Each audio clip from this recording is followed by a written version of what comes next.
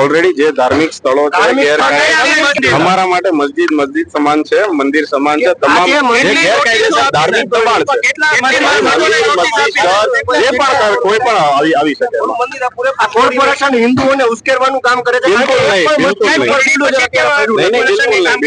બિલકુલ નહીં. અગાઉ પણ કાર્યવાહી ચાલુમાં ગેરકાયદેસર ધાર્મિક દબાણની આપણે ચર્ચા તમામ જે પણ એની લીગલી ફોર્માલિટી હશે લીગલી ફોર્માલિટી પૂર્ણ કરીને તમામ કાર્યવાહી કેટલી મસ્જિદોને નોટિસ આપી છે? ઓલરેડી અગાઉ ઘણી બધી નોટિસ આપી ચૂક્યા છે. હાલ કાર્યવાહી ચાલુ આજે જે નોટિસ આપીને અમે કાર્યવાહી નથી કરતા, એને સમય મર્યાદા આપતા હોઈએ છે, ત્યારબાદ કાર્યવાહી બધું જે અમારા માટે મંદિર મસ્જિદ જે પણ રોડ રસ્તા પર જાહેર રસ્તા પર આવતું હોય છે નહીં કોઈ વસ્તુ નહીં એવું કઈ નથી. બિલકુલ નહીં.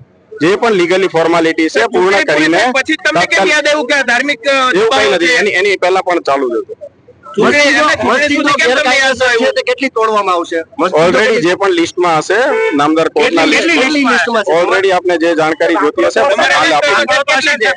તમામ માહિતી છે ઉપલબ્ધ છે, પણ અત્યારે એ ચર્ચાનો વિષય નથી. અત્યારે જે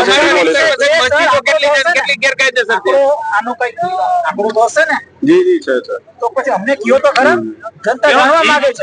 ના છે જાહેર સોર્સ ઉપર અવેલેબલ છે, એટલે એવું કઈ ચર્ચા આજે તોડવાનું કારણ શું? માત્ર 13 મંદિર આજે તોડ્યા છે, એક પણ મસ્જિદ તોડી નથી. એનું કારણ નહીં એવું કઈ નથી હોતું. અમારા માટે તો જે ગેરકાયદેસર છે એ ગેરકાયદેસર મસ્જિદ એ તમને અગાઉ પણ મેં જાણ કરી છે. અમારા માટે તો જે ધાર્મિક દબાણ છે. હવે મંદિર મસ્જિદ કોઈ પણ હોઈ શકે.